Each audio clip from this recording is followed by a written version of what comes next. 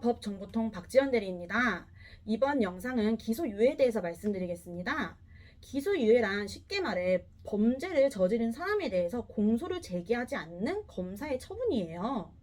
형사소송법 247조에서 기소 편의주의를 채택하여 검사는 첫 번째, 범인의 연령, 성행, 지능과 환경, 두 번째, 피의자에 대한 관계, 세 번째, 범행의 동기, 수단, 결과, 네 번째, 범행 후의 정황 등을 참작해 기소하지 않을 수 있도록 규정이 되어 있습니다. 기소유예에 대해서 더 자세하게 또 궁금하신 점이 있을 것 같아요. 이 점에 대해서 한번 저희 형사 전문 변호사님과 이야기 나눠보겠습니다. 네, 변호사님, 기소유예는 수사 경력 자료에 기록이 남을까요? 예, 범죄 경력 자료는 남진 않습니다. 다만 수사 경력 자료에는 남게 되겠습니다. 그럼 만약에 기록이 남는다면 얼마 동안 기록이 남게 될까요? 수사 기록에는 남기 때문에 그것은 수사관들이 내부적으로 갖고 있는 거기 때문에 그건 오랫동안 남을 수 있어요. 그렇지만 일반적으로 노출되는 건 아니라니까 일상생활에 아무 관계가 없습니다. 그렇다면 기소유예 처분이 부당하다고 느꼈을 때 혹시 어떻게 할 수 있나요? 기소유예 처분이 부당하다.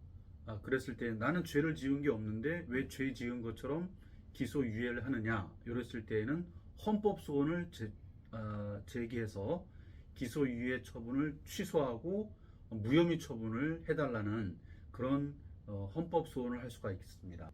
만약 같은 범죄를 저질렀을 경우 유예된 기소가 다시 이루어질 수 있나요? 때에 따라서는 그럴 수도 있지만 대부분의 경우에는 기소유예가 된 경우에는 재범을 하지 않겠다는 판단하에 한 거라서 또 재범을 하는 그런 경우는 거의 없습니다. 저희 사무실에도 그런 사건은 없었습니다.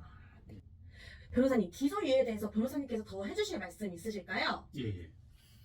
기소유예는 검사님이 봤을 때 개전의 정이 있다고 생각이 돼가지고 유죄인데도 불구하고 기소를 하지 않는 것이죠. 그러니까 굉장히 검사님이 선처를 해주는 겁니다.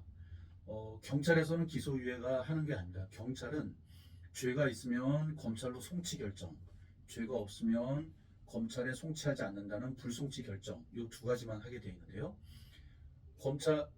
죄가 있다고 송치 결정이 된 것이 검찰로 왔을 때, 검사님이 봤을 때 기소를 할 수도 있고 또 불기소를 할 수 있지만 기소를 해야 되는 유죄 사건인데도 불구하고 선처를 해줄 수 있는 사건이라면 기소유예를 해주는 겁니다. 그러니까 굉장히 검사님이 선처를 해주는 것이죠.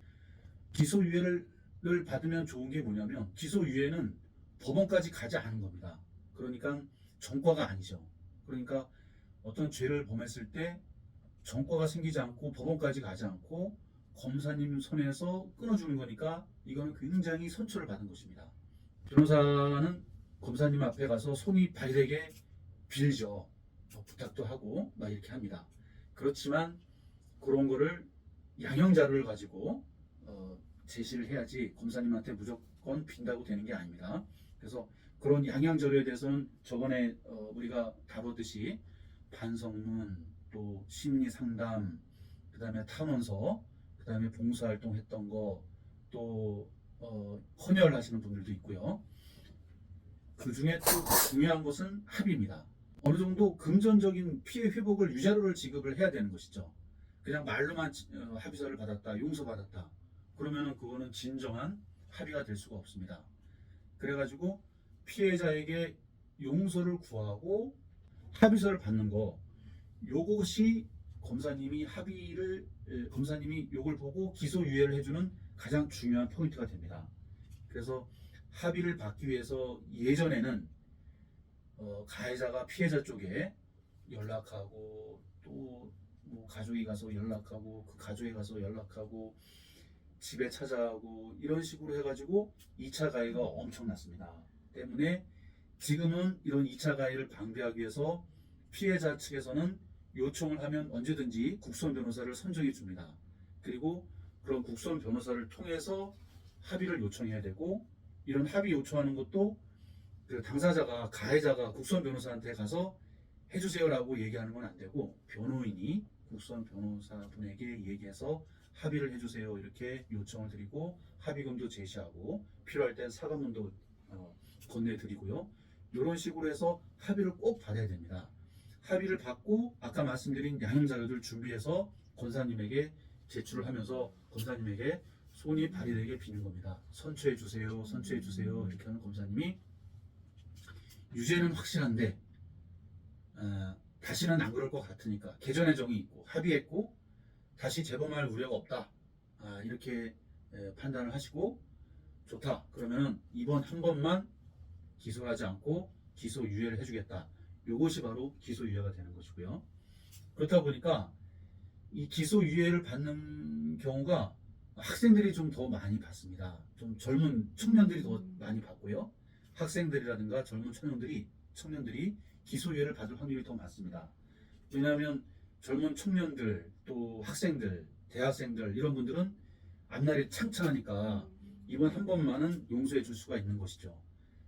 그런데 이제 그 청년이 아니다. 그러면은 사실 좀 뭐 이런 여러 가지 요건을 갖춰야 그렇게 기소유예를 해주는데, 그러니까 꼭 뭐 청년이어서 해주고 청년이 아니어서 안 해주는 건 아니지만 청년인 경우에는 좀 더 기소유예가 나갈 확률이 좀 많습니다. 네. 구독과 좋아요 부탁드립니다.